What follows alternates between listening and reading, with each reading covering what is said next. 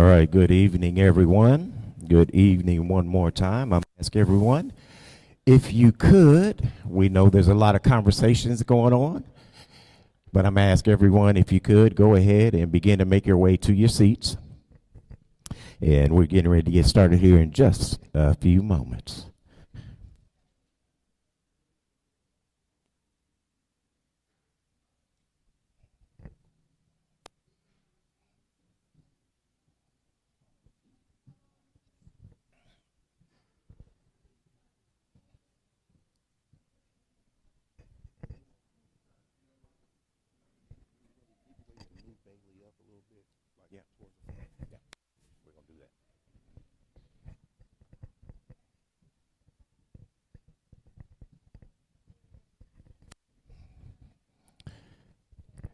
All right, and as you're making your way to your seats, before we get started, I want to remind everyone we do have refreshments that are right there over to the left of myself, to the right of you all as you are sitting down. And we want to say thank you for all of you that have come to join us for the Northwest CRDC.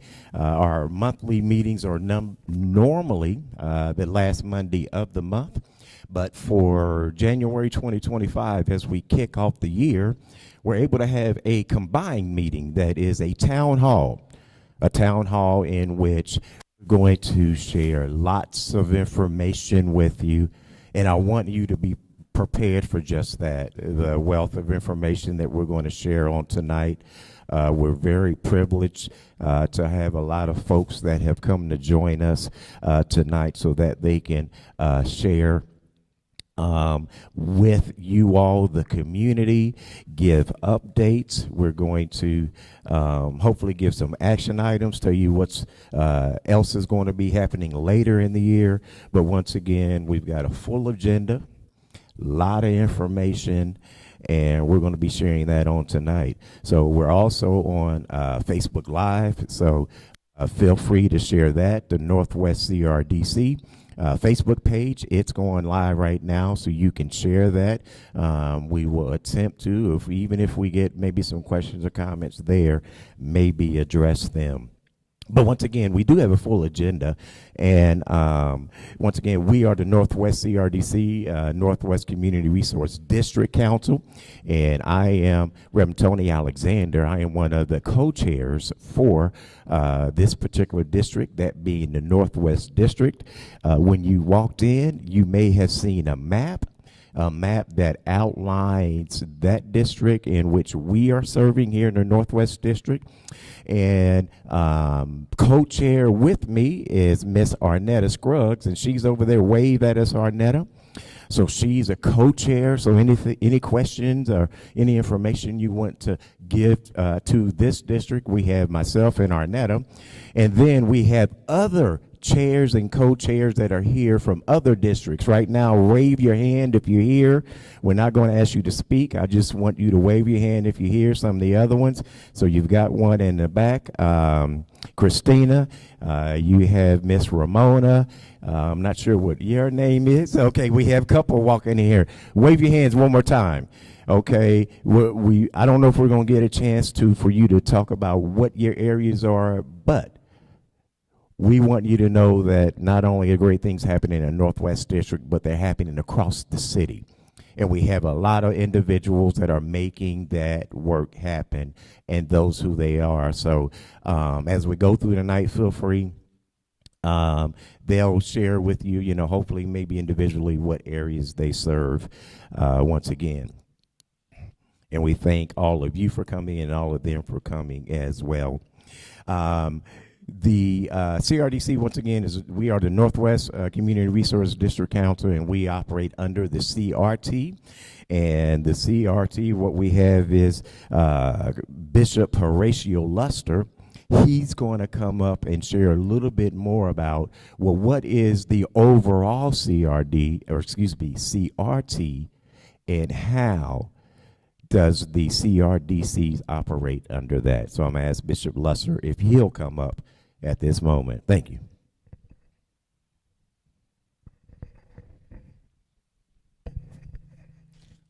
Good evening, everyone. Good evening. Hope all is well. I echo in concert with Reverend Alexander in welcoming and thanking each and every one of you for taking the time out of your busy schedule to come. Someone asked me to just relate, why are we here?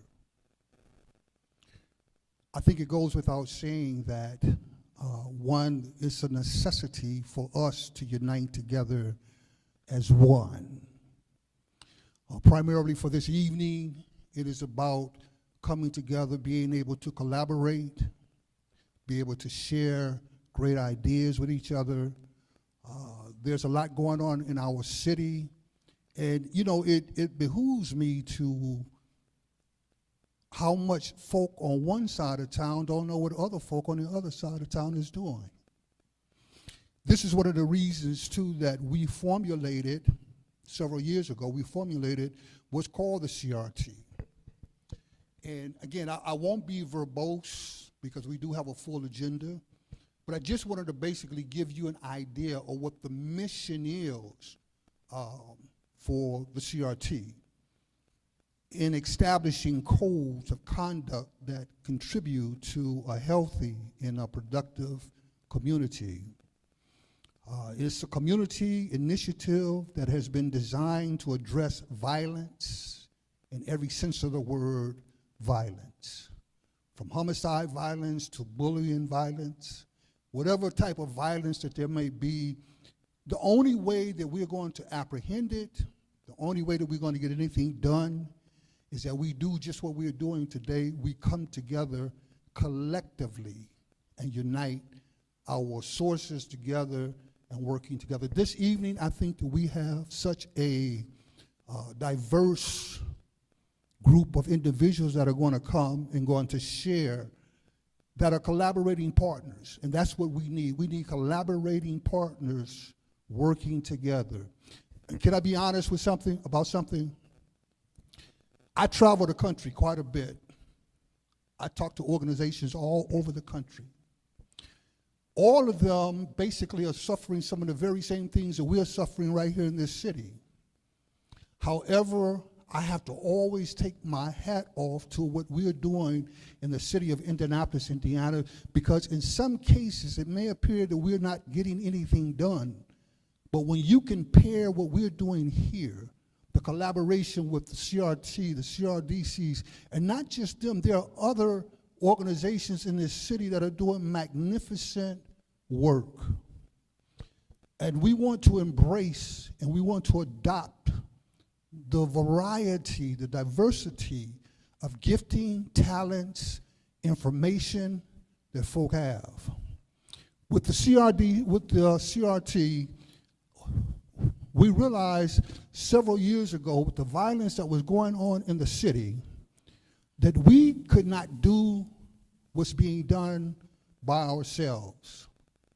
So we decided to go to the people in the communities, because who knows better than the people that are living in and throughout our communities. We wanted the community to have a buy-in to being able to contribute to what needed to be done in their districts. From this, the CRT was born. From there, the CRDCs were born. And I want to compliment each and every CRDC in the house tonight. I want to compliment you on the work that you're doing in your area. We look forward as we moving forward with the CRT in training and preparing even more people. We have training, we have champion lecture series, we have district level initiatives. And then one of our biggest pieces is the collaboration with so many other entities in and throughout the city. One of our main partners being our local police department, because we need them and they need us. So once again, I want to welcome you and say thank you for taking the time to come out and give an attentive ear and hear what's being done in your community. by the different agencies, the different organizations. So once again, thank you and have a good evening.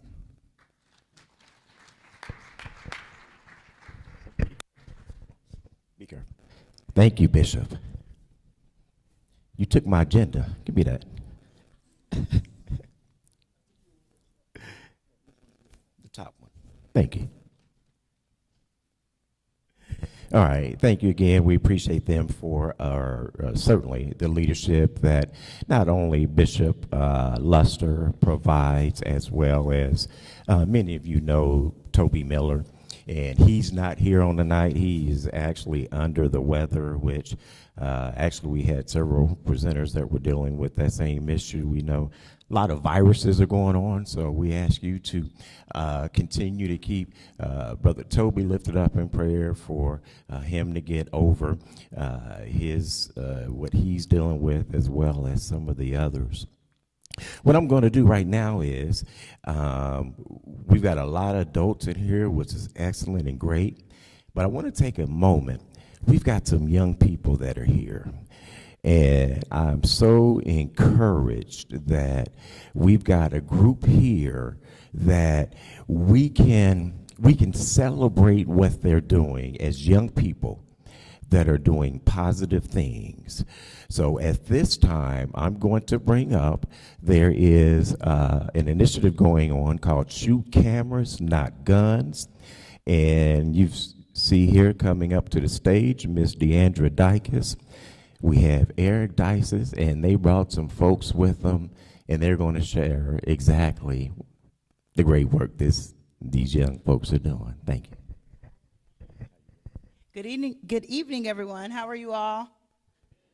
Good. It's good to be here. Our young people are being a little shy. This is why Shoot Cameras, Not Guns. They like to be behind the camera, right? But I was able to pull one young lady up. So I'll give you a brief synopsis, and then she's going to kind of share her why. She's actually a returning participant to this program. This is our second cohort under Purpose for My Pain, where my husband, Eric Dykes, who is also behind the camera, wrote this program as a violence deterrent for our young people. We have worked with ages 11 till about 18. This is our second cohort. We're super excited. They are learning every facet of how to create a short film, how to do social media posting with videos, how to edit, how to write, how to do audio, the lights, every facet of putting together a short film for the greater good. We know our kids love the phones, right? Love the phones. So now we're showing you positive things that you can do with your telephone, and also to make a little bit of money from it. So we're really excited to bring this program back. We're really excited to partner with the Street Lights and Know the Codes initiatives, and we are still looking for young people. We have to service 24. In our cohort we're in now, we have 7. We have 3 here tonight, and we would like, of course, every quarter to add more and more. In September, we will be launching a short film, hopefully at Can Cinema. That's where we did it last time. We had a red carpet affair. We had a panel discussion with our participants.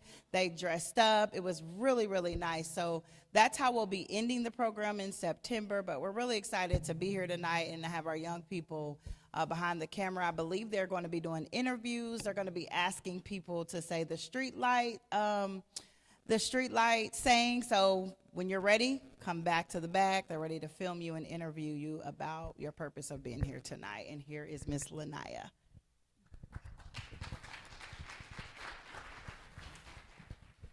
Hello, my name is Lanaya White. I am a 16-year-old girl that is in love with cameras.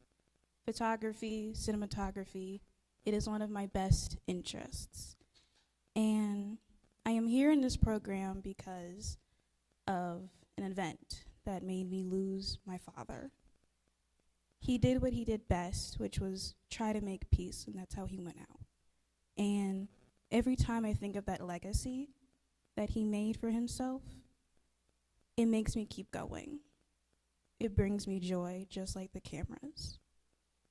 And that's what helps me keep going with what I love.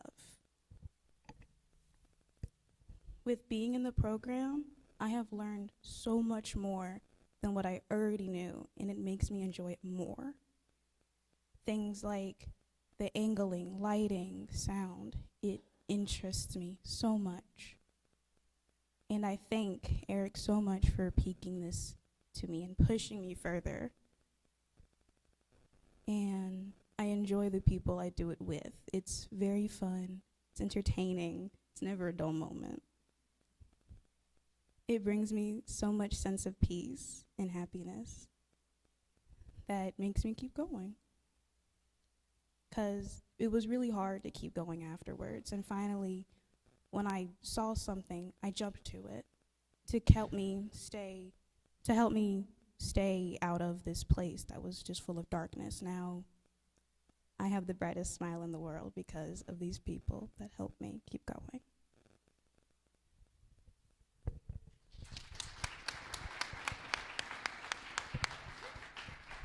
Again, thank you for having us, and for those that have been called to participate to do the Streetlight Anthem, we will meet you in the back. Thank you. Enjoy your night.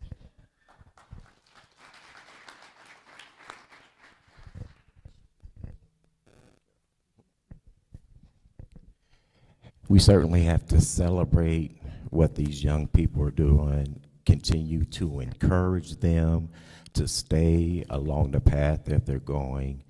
If we don't encourage them, who will? They see a lot in the streets, and it's up to us to continue to let them know that there are adults that want to help them along the way. So with that, it was shared by Ms. Dykes that they'll be asking you questions and interviews and things like that. I encourage you to engage with them. Let them hear from you as well as they go through. All right, let's give them another hand clap for what they're doing. And also, I see my other co-chair. I see him, Leroy Lewis. He came in, so glad to see Leroy as well. He's also the co-chair with myself and Arnetta, so good to see that he came in as well. They mentioned the street lights are on. The Street Lights Are On campaign, it's a campaign that encourages us to look out for one another, as well as have youth look out for one another. So it's a campaign that you're going to hear more of. The street lights are on. As we know, growing up, a lot of us, when the porch light came on, we knew we had to be home, right? We want to have that same mentality. Hey, when the street lights come on, where are my young people? Where are my children? Where are my grandchildren? Where are those folks that I am the guardian of? Where are my where are my friends? And we want to encourage what these young people are doing. They're asking each other those questions. So part of that is at random, reach out, put something on social media. All right. Now, the question is, are you here to talk about the street lights? Okay, come on up. So, Ms. Val, we're going to let Ms. Val come up. She's going to expound a little bit further on that. And then immediately after that, we're going to have a panel come up. We're going to have the Southern District of Indiana. We have a representative there from the U.S. State's Attorney's Office. We're going to also have Chief Christopher Bailey. We have Selena Scott here as well. And I haven't, we've got Miss Alfie here as well. So Miss Alfie McGinty, she's going to represent the Marion County Coroner's Office. So we're going to dive into a discussion right after that hopefully is going to be very powerful. Thank you, Miss Val. Okay, give Mr. Tony Alexander, Pastor Tony Alexander, a hand. Basically, he said my spiel, and he did it so well. I don't want to repeat the whole thing. When I was growing up, I had to be on my grandmother's porch at a certain time of day.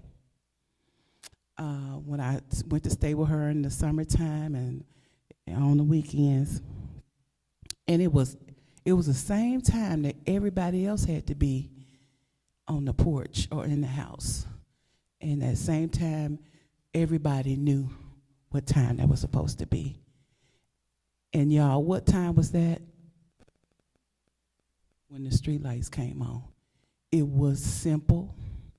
It was what you were supposed, you just knew it. Everybody knew, right? What happened to that? I have Gen Xers and a Gen Z in my house. Well, they are raised now, moved on. And I wonder, I was like, they didn't even know that. I was like, wow, I never taught them that. And it was one of the most important things that you could ever have done for your children.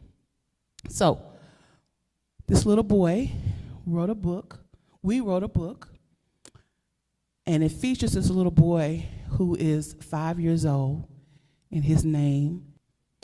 And little Izzy loves football. He likes the Colts. He's like, wear his jersey, his Colts jersey with a number 4 on it, because he played football in Douglas Park with the CWA League, Coach Alonzo Watford League, CAW, right?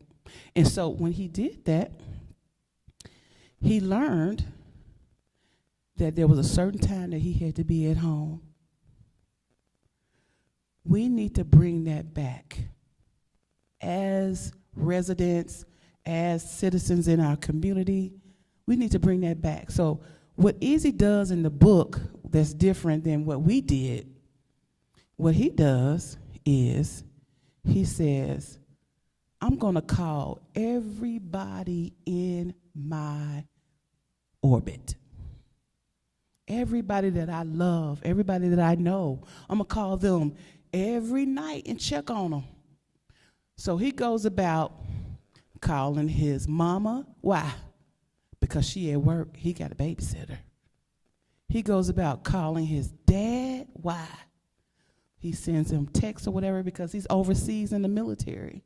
He's not even in the house with them. He calls his spiritual leader, his Bible school teacher, sends her a text, and he calls his big brother who's away at HBCU, checking in on him. So he calls his grandmother and grandfather, right? He calls all of them to check up on them. And so we're going to take this book to 10 different schools and 10 daycares. We're going to share that reading time. We're going to have a book tour. We're going to share the reading time with a young audience of 3rd graders and under, because we want to catch on. And we want the parents to start reading the book. Each child will get a book, and then their parent would have an opportunity to sign them up for a book club on the Streetlights Are On. There'll be different Streetlights Are On books, one focused on knowing the codes, one focused on mental health wellness, one focused on gun safety even, right? And so what I'd like for you guys to do, when I don't have the flyers with me tonight, but there are flyers that go with this. Our goal is to help ask you for help in signing up schools and daycares. Doesn't have to be all schools and daycares. It could be after school programs. It could be different programs in your community where you know where children 3rd grade and under, right? Because we want to push this out into the community and really bring this campaign home about it's up to everyone to help everyone, okay? And that's all. I thank you for your time, and the Streetlights Are On.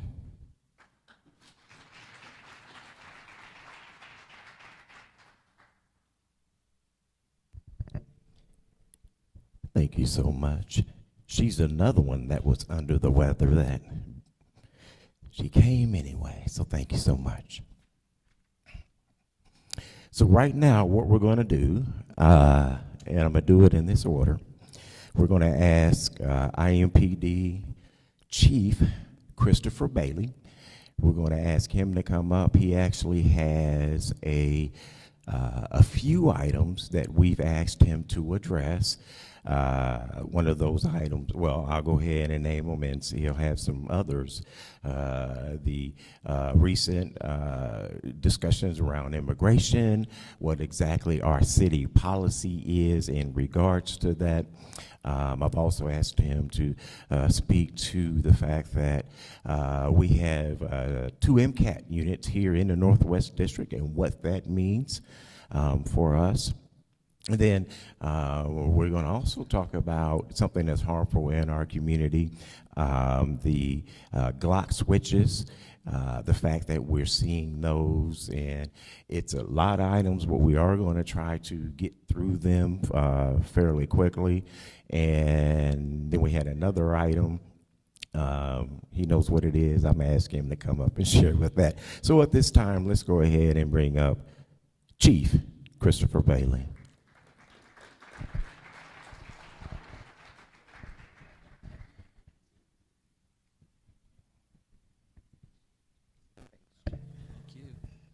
Good evening, everyone. I saw my friend come in. How do you describe yourself?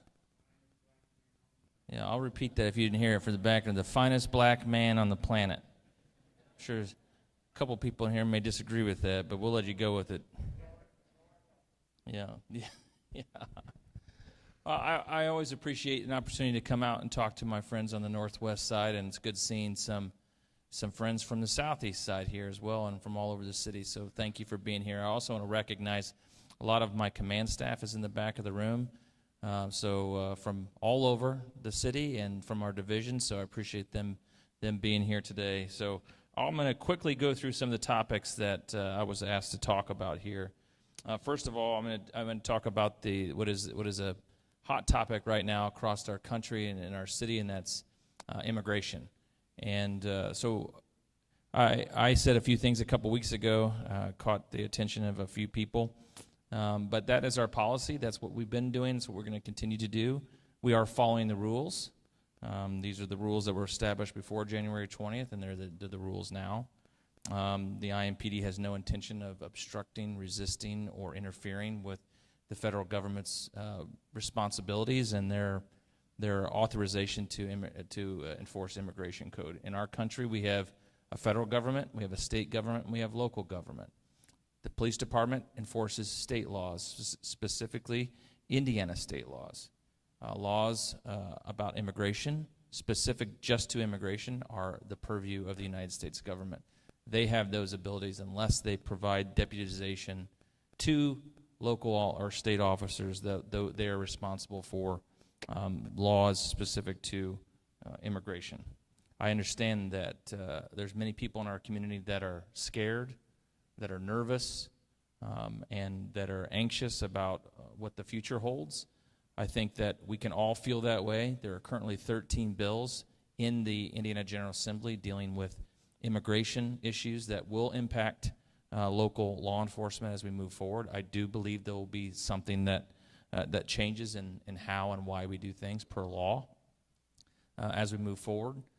To my knowledge, there has been zero organized sweeps, raids, or otherwise by ICE in the city of Indianapolis.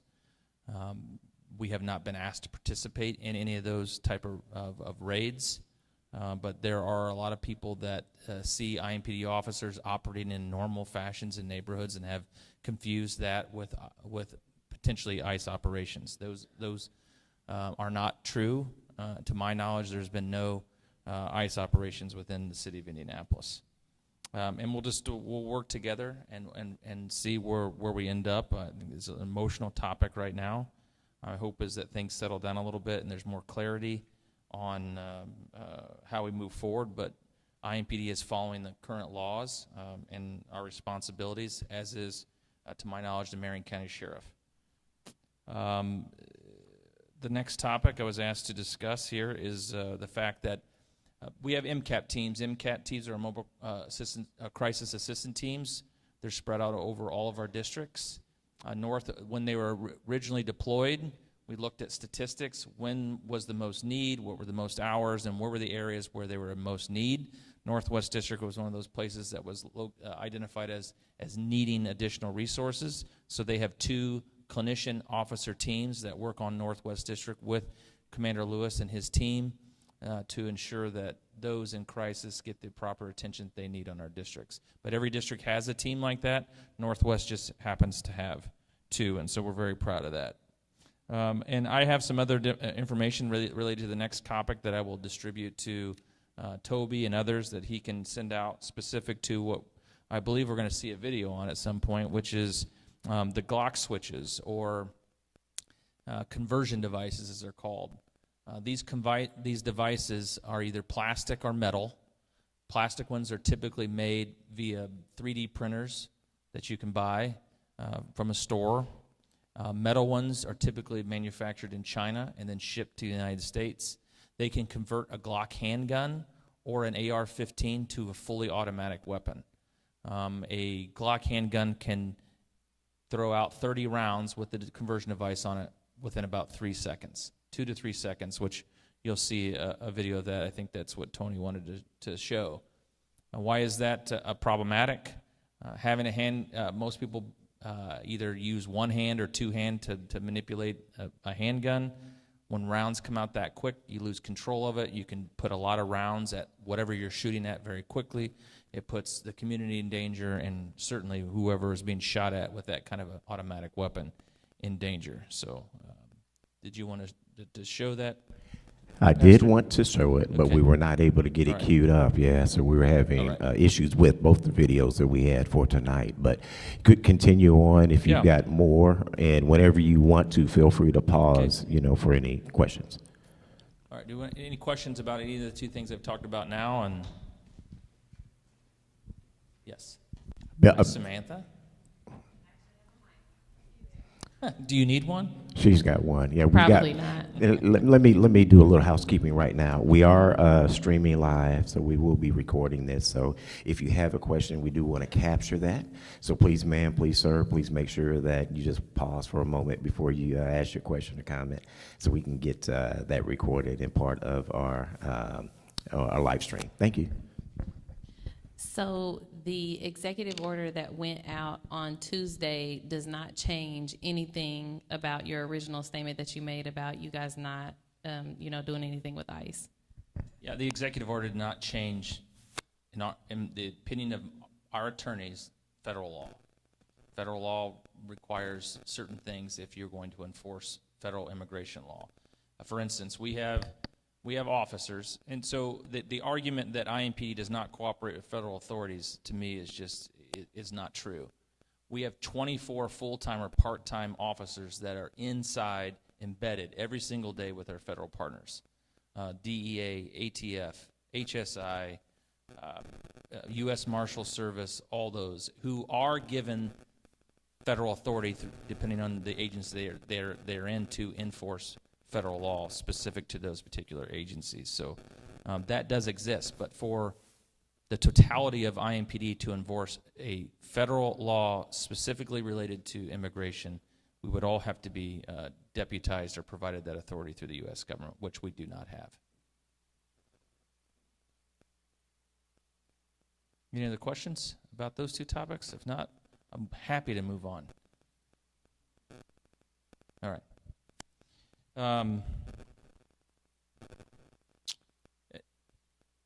Third thing that Toby asked me to talk about was the study we entered into with the Department of Justice through the National Policing Institute. That is still ongoing.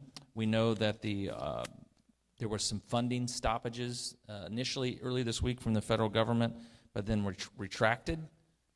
We don't believe that that's impacting at all this study.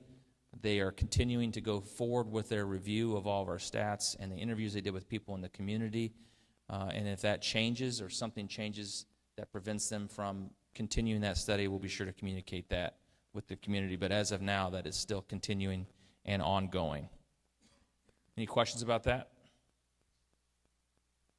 All right. And I will add, Kelsey is also prepared. She's going to give a little bit from the perspective of her office. So she's going to kind of expound on that a little bit, just a little bit more than what Chief Bailey did. Thanks. Well, I'm gonna take that off of her plate.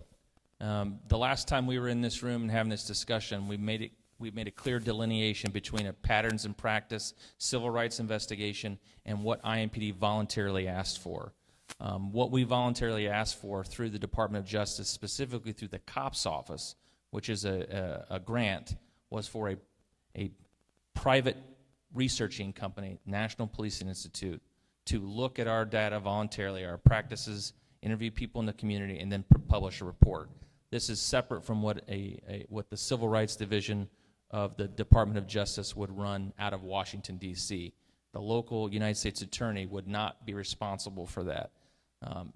That's not what this is, and so I want to make sure that I'm clear on that. This is not what you see in Louisville, in Minneapolis, in New Orleans, in Baltimore, in Seattle, and other places around the city, of which those have all been halted as well by the National Office of the Department of Justice. This is separate from that. That's why what we're doing continues, because it's not a patterns and practice investigation by the United States government. Any other questions on that? All right. I want to talk to you quickly about the year-end statistics that we had citywide. Our criminal homicide numbers ended the same exact place they were last year, which was 173. That's a 32% reduction over the last 3 years, so we still have a lot of work to do, but still moving in the right direction. Our non-fatal shooting numbers were below the numbers we saw in 2020, which is when we saw the violence explode in our city. Still a lot of work to do. We saw significant reductions in juvenile homicides in 2024, but we did see a small increase in juveniles who were shot in our city. So, like I said, still too much access to weapons by the young people in our community. A lot of work to do. Ms. Dykes, you're doing great work, and I can't wait to go back there and see if they can help me with angles, eliminate this, and then bald spots. You teaching them that? Good, very good. So, overall, the work of the officers back there in conjunction with the community members here and our partnership with the Office of Public Health and Safety drove down total violent crime in our city by almost 20% last year over 2023, and property crime almost another 8%, overall crime down about 10%. So I'm proud of our efforts. Like I said, we're not satisfied. We're going to continue to work. Continue to put on all the effort that we can, and to do our part to make our city safer today than it was yesterday. Any questions on crime stats that you may have? Well, I like you already. So finally, I'm going to talk just briefly about the 5 priorities that I set for our agency this year. I produced a video and unfortunately made every single officer watch it so that they understand where we're going together in order to impact crime, but also build stronger relationships in our community. Number one, we will continue to push violent crime down. We will refocus our attention on recruiting and retaining our officers and professional staff. To do all the things we want to do in our community to serve the proper way, we need to make sure that we have a happy and full staff. And so that is a priority for us. As well as what we hear from our workforce, anywhere you work, investing in your people makes them happy, it makes them come to work. We want to continue to invest in our workforce and in officer wellness. A happy, healthy, mentally sound officer serves our community better, and so we want to provide them the resources they need to be better and safer in our community.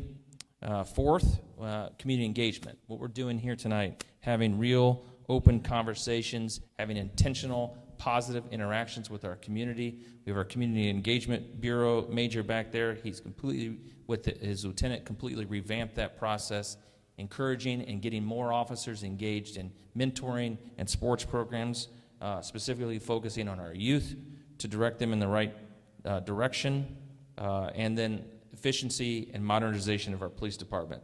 We'll soon be launching a transparency website where you can get on there and see things like your crime stats based on your neighborhood. Those are things that we should already have had up and running, but that is a priority for us in 2025, and we'll keep adding to that. Different statistics, different things that we know that the community deserves and wants to see, and we'll continue investing in technology that makes our jobs easier as we navigate a world where we have less and less humans to do the work, and so we'll leverage technology to help us manage that workload appropriately. So I think I've hit all the topics that Toby wanted me to hit. I will commend this group and the CRT generally. Our process that we use in this city is unlike anywhere else in the country that I know of when it comes to critical incidents and sharing information and getting feedback to make things better. I submitted a proposal today on behalf of Toby and others who were voluntold to be part of this project to present at the International Association of Chiefs Police in Denver in October of this year. We'll see if we get that solicitation, but we're going to take this message across the country about what positive police-community relations looks like and how working together works to make us all safer and better. So I appreciate your support. I appreciate you working with this Northwest CDRC or Southeast or wherever you work, because we cannot do this job without you, the community.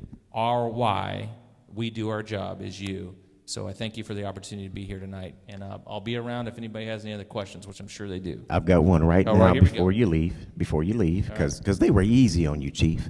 They were. All A right. lot easier this year than last year. They were easy on you. But seriously, I do have this question. We all know it's very well documented and understood that we struggle with policing in neighborhoods of color, minority neighborhoods. And it's always been a constant struggle with getting officers that look like the communities in there. Recruiting, those efforts, I know, you guys do recruit for minorities, but the question is, with the new climate in regards to DEI and recruiting those officers, how that is so much under attack, how do you deal with that, you being at a position where you've got a community saying, hey, we need more, but yet you've got this political piece of saying, no, take that away? And what's the department going to do, at least what you're seeing from the near future, as to how you're going to handle that to make sure that we are at least are reaching out to get more minorities on the department? Well, I'm going to answer the question from a practical standpoint, not a political one. Your police department is not political. It should not be political. If it gets political, then we have a significant problem. We hire, recruit, and retain the best possible candidates, regardless of their background. We know that we want a department that reflects the community. We also want a department that reflects the world. 51% of the population is women. It's about 13% of women on our police department.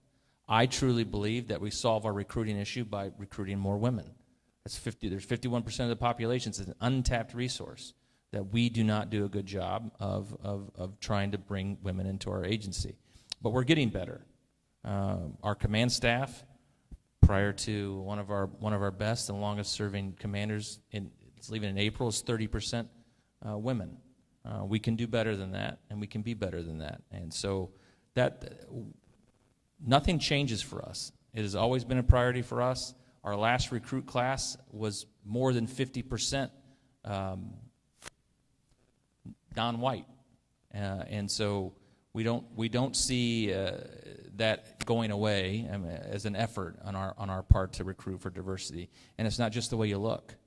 It's diversity in backgrounds. It's diversity in education. It's diversity in all the things that make us great is what we're looking for. And we will not hire anybody that doesn't meet our standards, and we're only looking for people that want to serve, that want to be on this police department, who have a heart to serve not for the spirit of adventure, but for the spirit of service. Thank you so much. Thanks again. All right, let's give our chief a hand clap for coming up. And I know you may have to run, but thank you.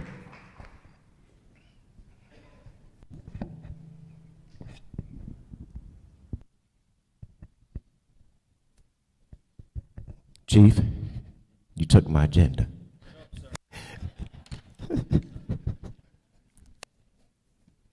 I'm gonna have to start keeping it next to me. All right. So once again, we appreciate the chief for everything that he shared. He shared a lot.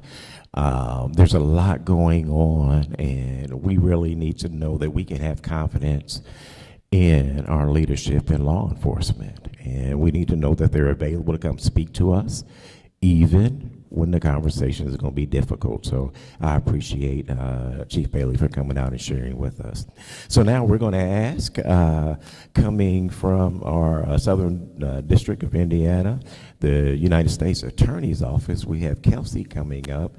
And she's going to, she's got a couple items she's going to share and kind of elaborate a little bit on what Chief Bailey kind of talked about in regards to that DOJ review.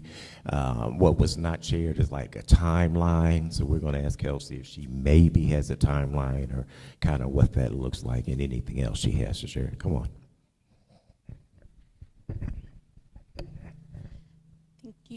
Good evening, everyone. My name is Kelsey Clayton. I'm the Communications and Community Engagement Director for the U.S. Attorney's Office here in the Southern District of Indiana. As I'm sure a lot of you are aware, there's quite a bit of transition in the federal government right now. Recently, Zachary Myers, he was our previous U.S. Attorney. He resigned effective January 17th. So in the meantime, we do have an acting U.S. attorney, very capable. His name's John Childress. He regrets that he can't be here tonight. Something with work popped up, but I'm here in his place. He actually served as the first assistant United States attorney for Zach, and he's been with the United States Attorney's Office for 20 years. So he's very familiar with our procedures and what we do at the DOJ. Currently, we do not have a permanent new appointee for the U.S. Attorney's Office. I know they're in the process of taking applications. That could take a year. It could take a very long time. So, you know, we have worked very hard over the last 2 years with Zach as U.S. Attorney to really establish ourselves in the community and collaborate with you all and make sure that we keep those relationships, and that will not change with a new U.S. attorney. So whenever that is, whenever the new appointee is there, we will make sure that we are here and that our relationships do not change. I guess the last thing about the COPS office, I do want to be clear, as Chief Bailey said, the local U.S. Attorney's Office has nothing to do with this. The COPS office is based out of D.C. They're under the DOJ umbrella, but we provide no insight, no information. We're not a part of it in any way. We don't, unfortunately, know a timeline, and we won't get results either. So we are completely separate from that. Other than that, brief. Any questions for us? Great. Good.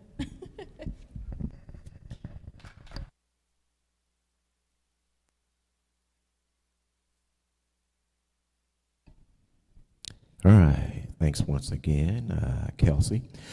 We also have joining us, and we spoke earlier about things such as Glock switches and how they are affecting our community. And unfortunately, we have somebody here that can testify to what that does to our young people, because she represents the Marion County Coroner's Office. So we have Alfie McGinty.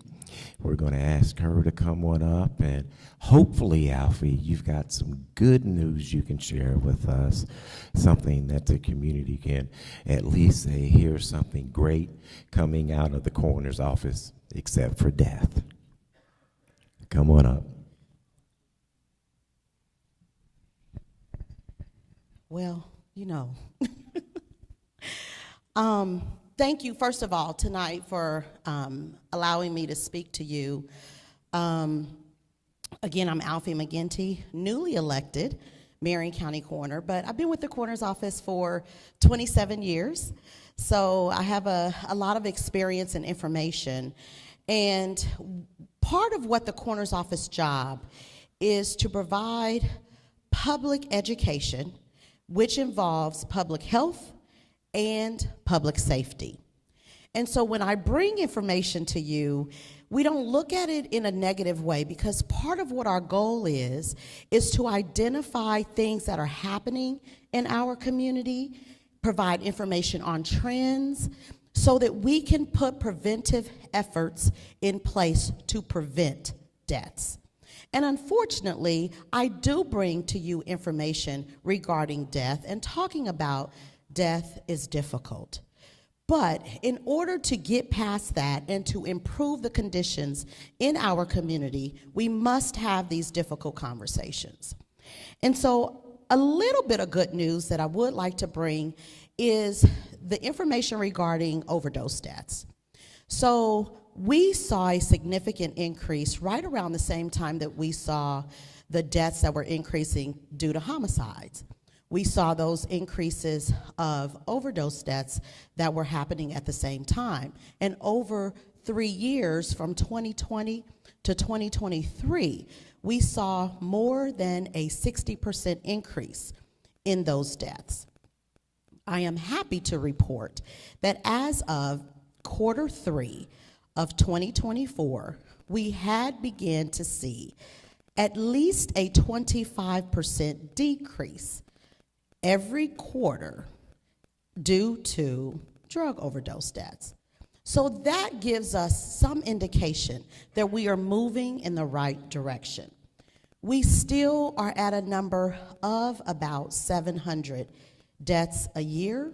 However, as long as we continue to see those numbers decrease, we're moving in the right direction to put prevention efforts in place as it relates to treatment, recovery, mental health, and all the support in the community from those that are providing all of those efforts. We have partnered with the Marion County Prosecutor's Office, which I see representatives here as well, to charge those who are dealing drugs in causing death. So that partnership has been ongoing for a couple of years, and so we're seeing that relationship, at least hopefully, be a deterrence for those that are distributing those drugs in our community to stop doing that. Now, a little bit different. What I wanted to share about that was, you can find those numbers. We are now starting to report the numbers of overdose deaths quarterly. It was the intention of our office that we wanted to share that information faster so that we could put prevention efforts in place a lot sooner so that we can help those in our community. So you can go to the Marion County Coroner's Office website and you can find that data and that information. So the information that we have so far is up to September of 2024. We don't have the numbers yet for the final quarter of 2024, but that will be available shortly. But one of the things that I wanted to really bring to you tonight is something that is on my heart as a mother. Over the last couple of weeks, our office has investigated child deaths due to neglect. And I know that most recently you may have seen the most recent case of a death of a 2-year-old that died due to neglect. And again, it is my job to bring information to our community, to share and put efforts in place to prevent these deaths. So just overall, from January 1 to today, we have had 7 total deaths of children ages 5 and under. Last year, this same time, we had 3. So something is happening in our community. 3 in 2024 from January 1 to January 28, now 7 from January 1 to January 28. Just in the last month, we've also had 2 of those deaths that were due to simple parental neglect. And one of the things that we also saw was at the end of last year, we saw additional deaths of our children, age 7 and under, due to severe neglect. So I'm putting a call to action out there to you all that somehow, and I don't have the answers, again, I bring to you information so that we can put prevention efforts in place in our community. So I don't have the answer, but somehow we need to look at what is happening in our communities, and that includes in the home. When we talk about children, they have no voice. When we talk about those who are depending upon a parent or a caregiver to take care of them, and they're severely neglected, and I'm talking, this is real talk, no food, no water, locked in cages, locked in rooms. Imagine if you have children, if you did that to your child, what pain that is for that child to essentially starve to death. So something that we need to do in our community is try to figure out how can we help the caregivers and the parents who are taking care of children that they really don't want to take care of, but simply perhaps checking on a child. If you have not seen a child in some time, where is the child? What condition is the child in? And again, I was on the death scene investigation of the most recent case. And in my 27 years, I've not seen anything like it. And I know this is an ongoing investigation, but what it brought to mind to me was I can't be silent about what is happening because it's not the only one. So when we go out into our communities and we're looking for and talking to people, make sure that people that we are talking to are okay. Make sure that the children who have no voice are seen and they are okay. So while the typical presence of what we see in our community is mind your own business, sometimes we have to step above that and mind the business of the child to prevent those deaths. So that's the information that I wanted to share with you all tonight because it was on my heart. And I can't just see these things and not address them or not identify what may be available. If it's a simple call to a parent or a caregiver to check on them and identify if their mental health is okay, or if you haven't seen a child in a while. These were children that had been locked up and neglected for long periods of time. And it doesn't take very long for a child to die due to dehydration and starvation, causing malnutrition, ultimately causing their death. So that's the information that I wanted to share with you all. I know it's a little bit off topic, but you know, we as a community, and I grew up here on the Northwest side, so glad to be back on this side of town. I actually live east though. So it'd be nice to have something like this on the east side too, actually. We won't hold that against you. Okay. And also to my police officer friends, as I'm the child of a police officer, you know, thank you for all that you do in our community. It's hard work. And in fact, my dad told me I could not be a police officer or I would have been one of those women on the department today. So I'm happy to take any questions that you may have about the topics that I shared with you tonight. All right, if there are any questions, we do have some runners here in the room. Grab a mic Runners, if you got them, Mike, where are my runners at? Okay. All right. Any questions? Any questions? Any questions whatsoever? We've got one right here. Hi, Peggy Frame, Southeast CRDC. I know you are the coroner, so you may not know the answer to this, but did overdoses in general go down or just overdose deaths? As far as I know, what we track is our overdose deaths. So when we see a decrease in overdose deaths, we generally also see a decrease in non-fatal overdoses as well.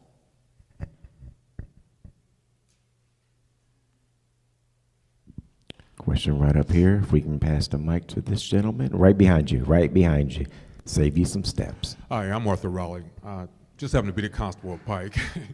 But what I want to know is, when you say overdose deaths, is that fentanyl, cocaine, or other drugs that are related to that? Good question. So the data that we track are any drugs or substances that are found in the system that cause or contribute to the death. So just in Q3, in our most recent data, we did see an increase in cocaine that was found in the system that contributed or caused the death. We also saw an increase in acetylfentanyl, which is synthetic fentanyl. So we're still seeing fentanyl in toxicology screens that are causing death. We also are seeing other synthetic fentanyl that are also causing death, such as fluorofentanyl. And all these different variations of fentanyl are synthetic drugs that are made in China, shipped to Mexico, and then influx into our drug supply in our community. But the other thing that we did see was a 13% increase in xylazine, which does not respond to the life-saving drug to reverse an opioid overdose. So that is concerning because if someone ingests xylazine, you can't use Narcan to reverse that overdose and save their life. So we did see a 13% increase in xylazine. And so, you know, we're still seeing fentanyl pretty much in everything. So there is, you know, a long list of drugs that we are looking for and looking at in toxicology screens. All right. Thank you so much, Ms. McGinty. Let's go ahead and give her a round of applause for all that she shared, including sharing from her heart. That's all right.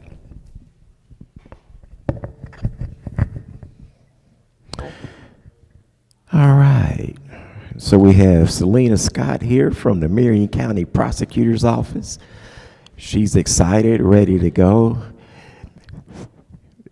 Let us go ahead and welcome Selena as she comes on up to the microphone. And Selena, please share exactly what you do and all your agenda items. Thank you. Good afternoon. My name is Selena Scott. I'm Chief Counsel of the Marion County Prosecutor's Office. I had a list of things that I was asked to talk about. I think first I'll talk about immigration.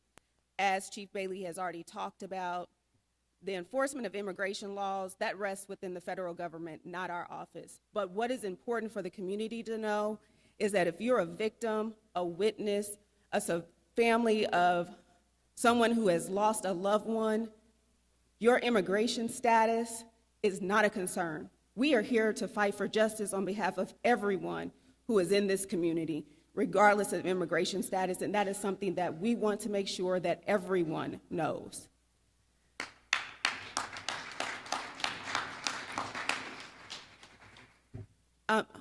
Toby had also asked me to talk a little bit about Glock switches. Our office since 2020 has aggressively prosecuted Glock switches prior to the General Assembly actually codifying the law. When we started in 2020, we realized there's a gap in the law, so we started prosecuting individuals for machine guns. And then after that, the General Assembly followed our lead, and so now we can continue to aggressively prosecute these cases because we understand that there is a serious threat, and so we are going to continue to prosecute these types of offenses. Probably just as an overview of last year for us, With homicide, our conviction rate was about a 93% on homicide rates. And so that is something important that we wanted to make sure that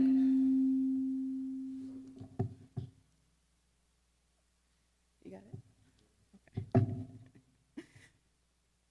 Okay. And so we wanted to make sure that we highlighted that conviction rate as well. I know we've talked a little bit. We had Alfie here talking about the work of the coroner's office, so that was another thing that we wanted to highlight as well. Finally, I was asked to speak about the our unhoused neighbors and our office's stand on prosecuting cases with our unhoused neighbors. You know, what we understand is there are root causes, and that root cause is housing. And so our office has a quality of life division, and those prosecutors work with different community partners, including the public defender's office, to address housing. And so on those lower level offenses, that is the focus, and that is how we handle those issues. Those were all of the items that I was asked to present about. Is there any questions in general?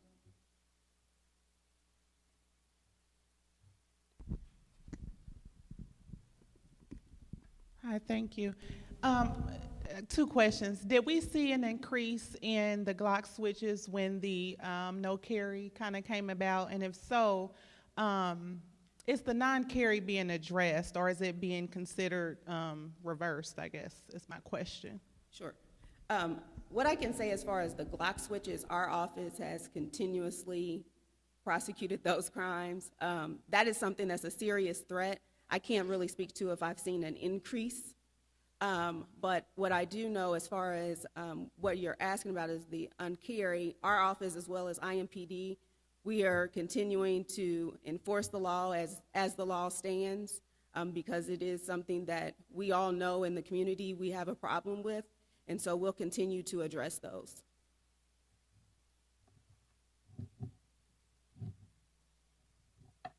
Thank you for your time.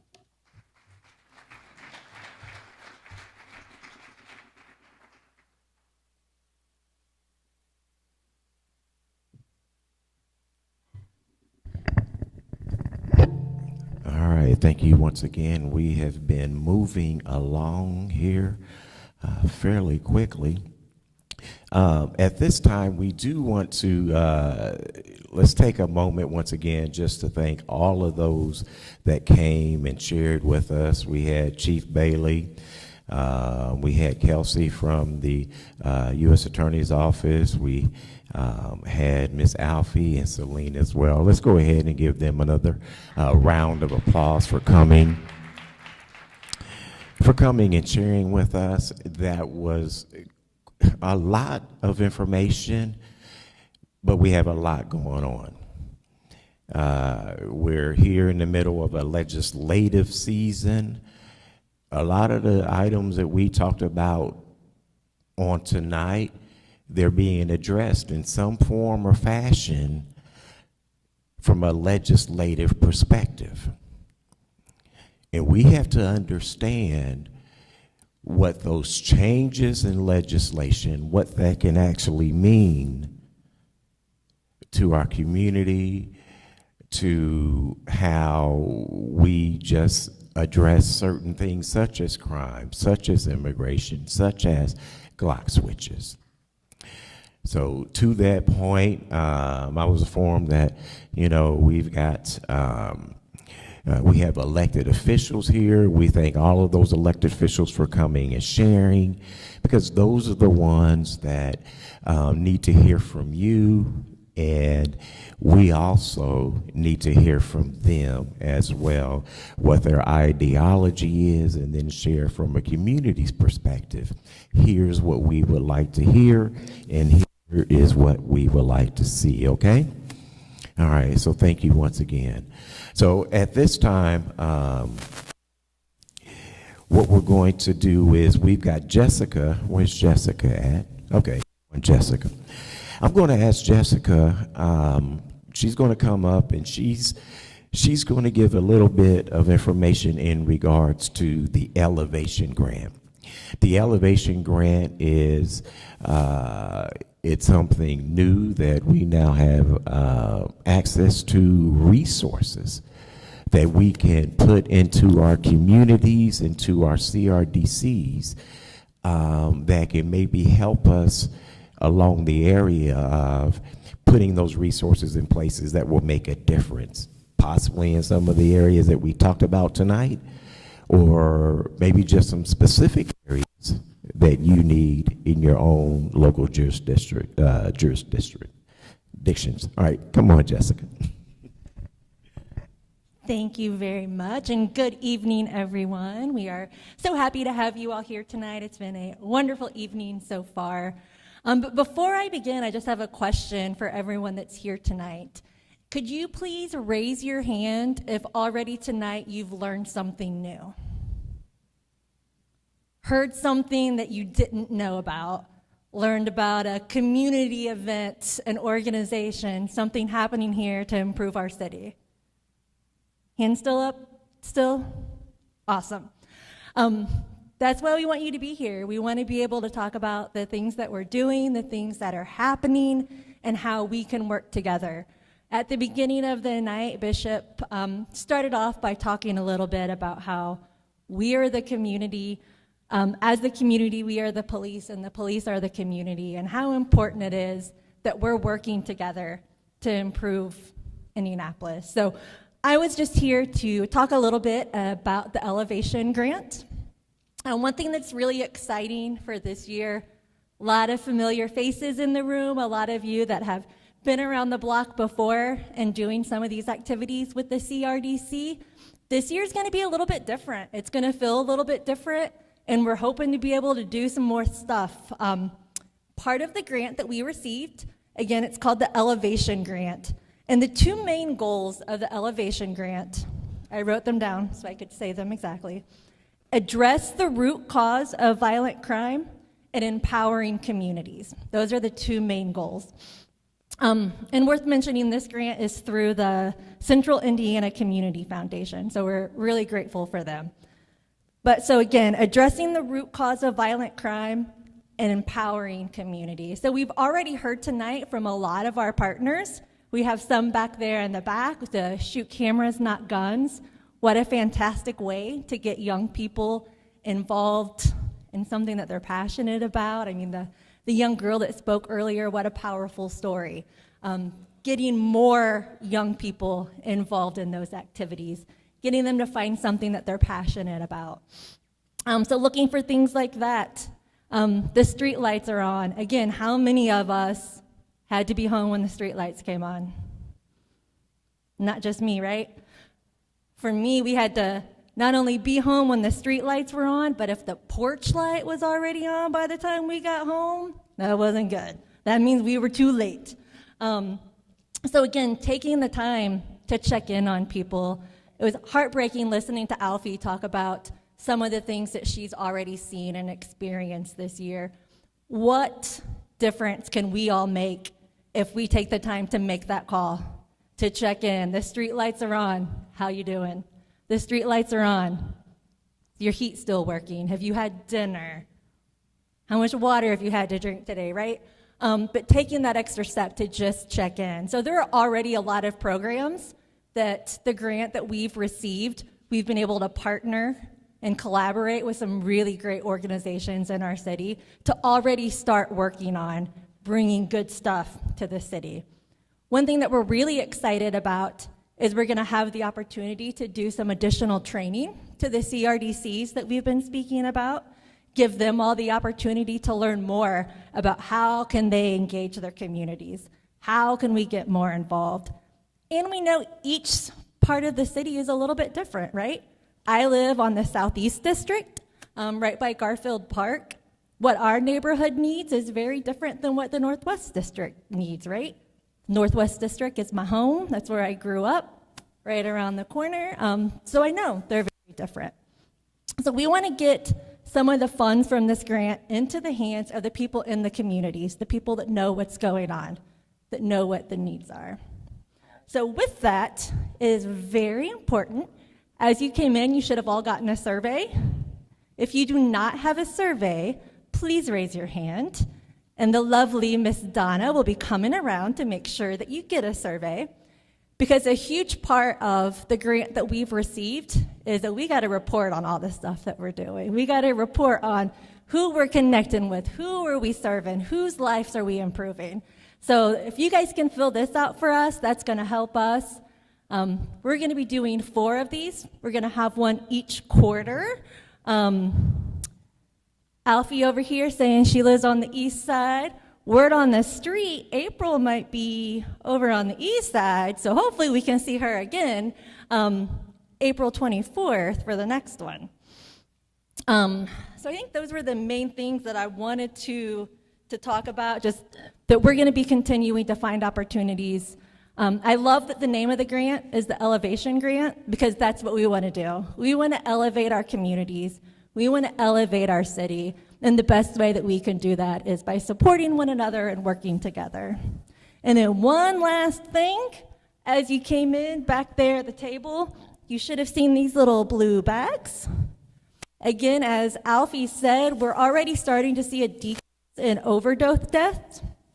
Part of that is from people that have these little blue bags. Having Narcan on you, in your car, in your bags, in all of the places, you can save a life with this. So as part of the grant, we're going to be able to get more of these into more people's hands, and we have some here tonight. So please make sure that you grab one on your way out.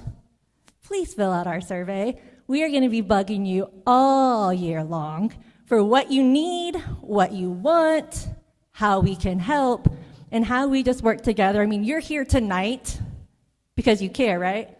It's supposed to rain tonight, it's cold. You wouldn't be here tonight if you weren't invested in the city like all of us. So I'm looking forward to spending the year working with all of you and continuing to make all these numbers that we've heard from everyone that have been decreasing year over year continue to decrease. So thank you all very much.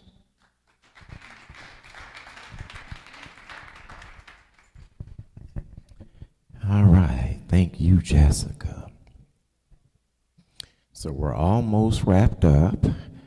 I don't see Mary Clark. Can somebody grab Mary and have her come on in? Tell Mary we're just about ready to hear from her.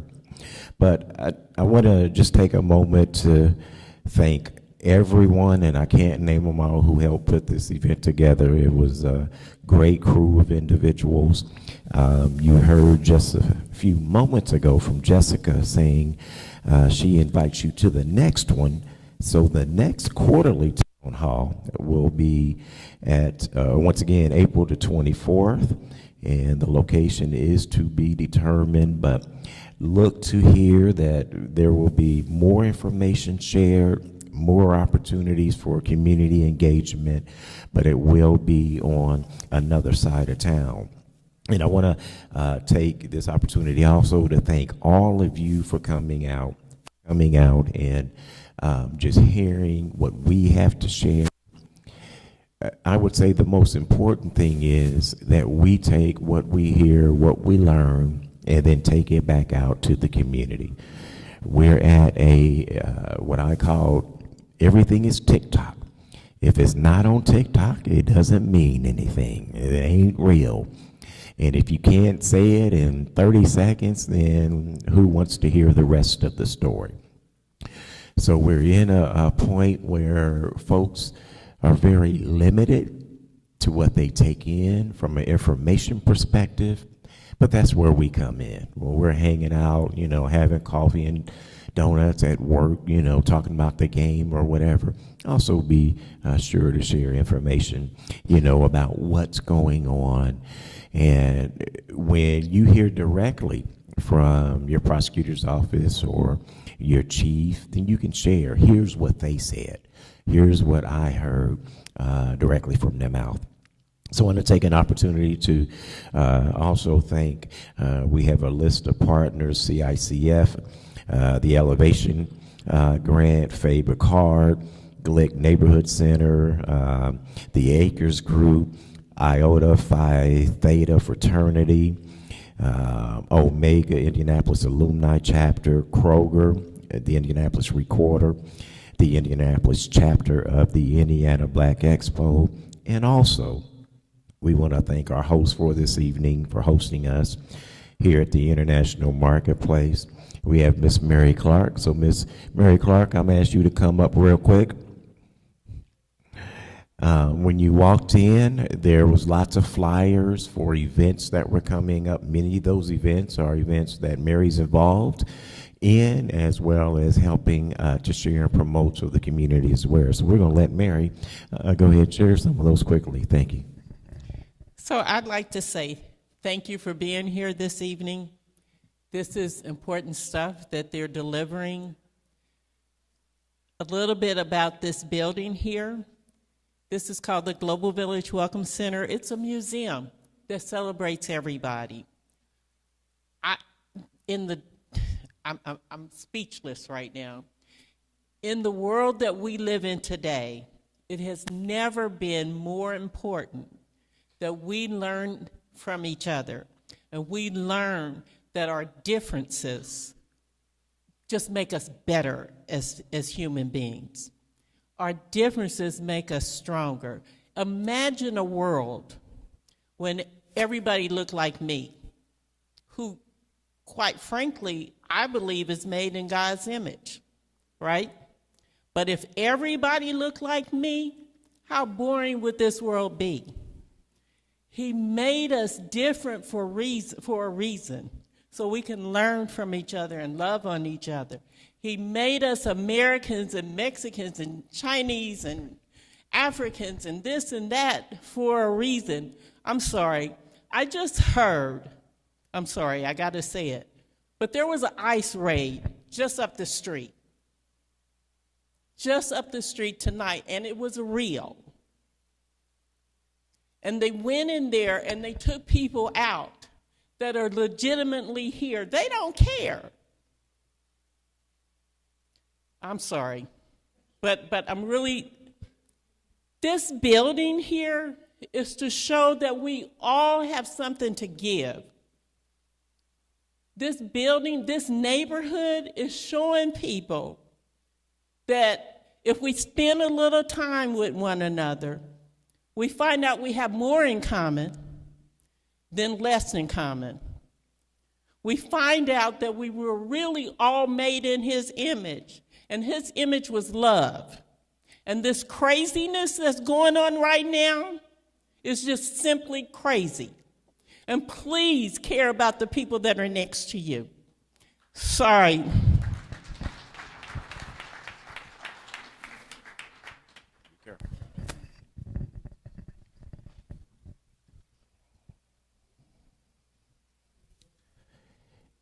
It's when community members that care get involved when we can make change.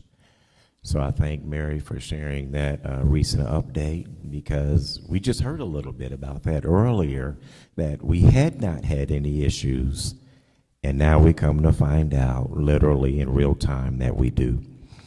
So I want to take a moment to, before we close out, Commander Lewis, he's back there. If somebody can, I just want him to wave at us.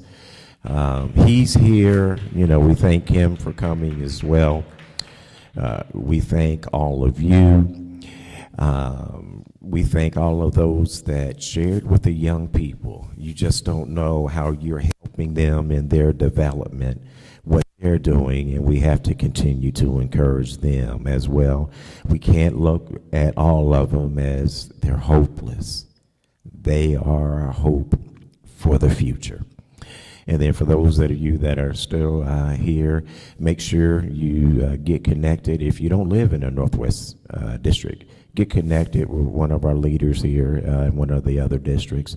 They would love to have you as part of their CRDC. So with all that being said, I think that is all that needs to be said at this time. There is some refreshments. Refreshments are still there feel free, go ahead and get receptions on the way.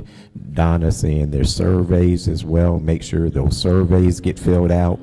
And then once again, we'll see you again April 24th.